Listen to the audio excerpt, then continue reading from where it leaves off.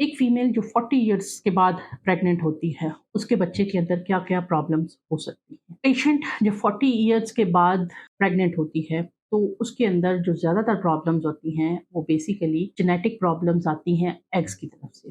Female के जो अंडों के अंदर जनियाती नुक्स होने के चांसेस बहुत कॉमन हैं आफ्टर द एज ऑफ 40। 40 साल के बाद फीमेल की जो एग्स होते हैं उनके अंदर डाउन सिंड्रोम जिसको हम ट्राइसोमी 21 कहते हैं, एडवर्ड सिंड्रोम और ट्राइजोचैट सिंड्रोम ट्राइसोमी 13 और 18 इनके चांसेस बहुत ज़्यादा हो जाते हैं। इसके अंदर होता क्या है कि बच्चे के अंदर माइनर से बनावटी नकाइस होते हैं और बहुत ज़्यादा डिलेड इंटेलेक्चुअल मसाइल होते हैं और इन बच्चों के अंदर चूँकि अब नॉर्मेलिटीज़ आ रही होती हैं तो इसलिए ऑटिज़्म भी बड़ा कॉमनली एसोसिएटेड होता है। 40 इयर्स के ऊपर जो आप बच्चे डिलीवर कर रहे होते हैं, उनके आईक्यू लेवल्स को अगर कंपेयर किया जाए यंग एज के साथ, तो वो रिलेटिवली कम होंगे। क्यों? क्योंकि बेसिकली एम्ब्रियो जो बनता है, वो एक oocyte और एक स्पर्म से बनता है और जो 40 ईयर का oocyte है, that is not as reproductive जितना कि आपका ही अंडा 30 या 25 ईयर की एज में था।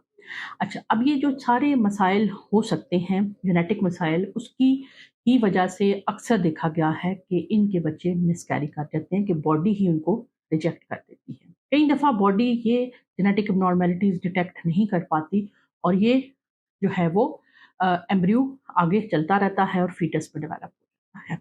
अब हम एडवांस मदर मैटरनल एज के ऊपर कुछ ख़ास किस्म के टेस्ट करते हैं। हम पेशेंट के सेकंड ट्राइमेस्टर के अंदर जो सेकंड मंथ होता है, सेकंड ट्राइमेस्टर के अंदर कुछ टेस्ट करते हैं जिसके अंदर जो है वो बीटा एचसीजी का टेस्ट होता है और कुछ और टेस्ट होते हैं जिसको हम पैपा प्रोटीन्स कहते हैं। वो हम चेक करते हैं।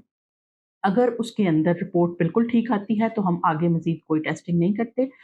लेकिन अगर वो रिपोर्ट ठीक नहीं आती तो सेकंड ट्राइमेस्टर के अंदर हम दोबारा से कुछ टेस्ट करते हैं। ये जो पिछले मैंने बताए ये फर्स्ट ट्राइमेस्टर के टेस्ट हैं। जैसे ही पेशेंट 12 हफ्ते से तक पहुँचता है, उसका सेकंड ट्राइमेस्टर स्टार्ट होता है, तो उसके अंदर फिर हम बीटा एचसीजी के साथ अल्फा फीटोप्रोटीन्स और बहुत सारे और केमिकल मार्कर्स चेक करते हैं।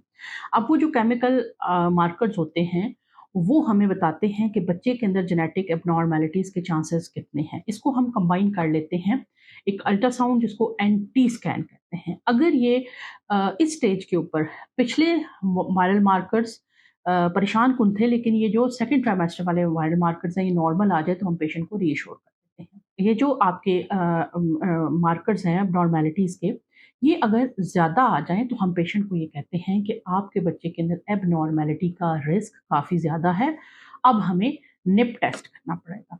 निप test basically non invasive tunnel testing prenatal testing है, जिसके अंदर होता ये है कि बच्चा जब माँ के अंदर होता है, तो अपना वो फीटल फ्री जो डीएनए होता है, वो शेड करता रहता है जो कि माँ के खून के अंदर आ जाता है। हम माँ का ब्लड सैंपल निकाल के भेजते हैं और उसके अंदर वो देखते हैं कि बड़ी-बड़ी जनियाती प्रॉब्लम जिसमें ट्राइसोमी 13, 18, 21 इनका रिस्क है तो नहीं। ये टेस्ट 99% सेंसिटिव है। या आप निप टेस्ट की तरफ जा सकते हैं या अगर निप टेस्ट की एज गुज़र चुकी है तो अब अगली स्टेज में 14 से 15 हफ्ते के दौरान हम CVS test chorionic villus sampling और इम्यूनोसेंटेसिस के ऊपर जाके हम जेनेटिक तौर पे उन चीज़ों को मेक श्योर कर देते हैं। अगर फाइनल डायग्नोस्टिक टेस्ट के अंदर ये एम्ब्रियो, ये फीटस नॉर्मल आता है तो हम पेशेंट को रीअश्योर करते हैं और हम उनको प्रेगनेंसी कंटिन्यू करने का मशवरा देते हैं। लेकिन अगर कोई बड़ा जनियाती मसला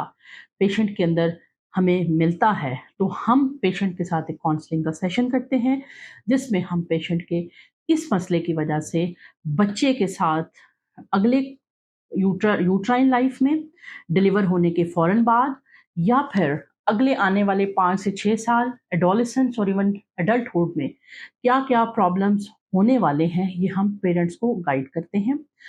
और उसके बाद वो पेरेंट्स एक म्यूचुअल डिसीजन बनाते हैं कि वो इस प्रेगनेंसी को कंटिन्यू करना चाहते हैं या कंटिन्यू करना नहीं चाहते हैं, ताकि डिलीवर होने से पहले ही पेशेंट मेंटली रेडी हो सके इस चीज़ के लिए कि हमारा जो बेबी आ रहा है उसके अंदर प्रॉब्लम्स हो सकते हैं और हमने जो है वो इस चीज़ के लिए रेडी रहना है। कई कपल जो होते हैं वो इस प्रेगनेंसी को डिसकंटिन्यू करने का डिसीजन लेते हैं, और ये प्रेगनेंसी को डिसकंटिन्यू करना on the basis of major genetic abnormality बिल्कुल एक नॉर्मल चीज़ है, और इसको शरई तौर पे भी हलाल समझा जाता है।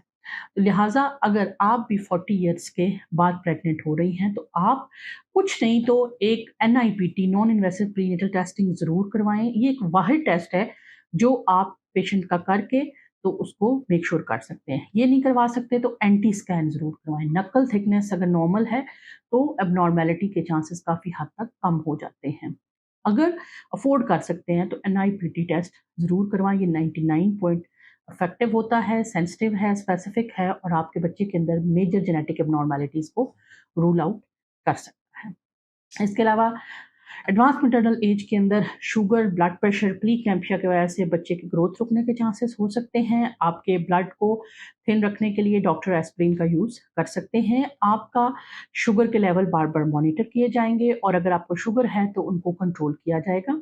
Oral glucose test tolerance test 40 years के बाद रिकमेंडेड है, हर पेशेंट का होना चाहिए। इसके अलावा पेशेंट की जो किडनीज़ के फंक्शन है हमल की वजह से मुतासर तो नहीं हो रहा, उसके लिए एल्ब्यूमिन टू क्रिएटिनिन रेशियो का टेस्ट होता है, जो कि 40 इयर्स के बाद होना चाहिए, ताकि पता लग सके कि पेशेंट के किडनी प्रेगनेंसी के साथ अफेक्ट तो नहीं हो रहे हैं।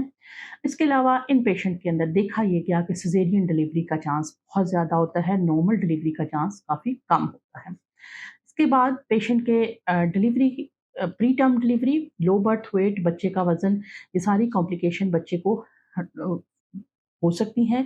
प्री मैच्योरिटी यानी डिलीवरी पहले हो जाए, बच्चे के लंग्स मैच्योर ना हो, कंजेनिटल निमोनिया का चांस बच्चे को हो सकता है। इसके अलावा डिलीवर होने के बाद जो है वो बहुत सारे प्रॉब्लम रिलेटेड टू परप्यूरियम वो मदर के साथ हो सकते हैं। आप में से जो कोई भी अबव 40 है और अपनी प्रॉपर से प्रेगनेंसी के लिए कॉन्शियस है, तो ये वीडियो आपके लिए सूटेबल है। सुन के अपने डॉक्टर के पास जाएँ और उससे फर्दर डिस्कशन करें।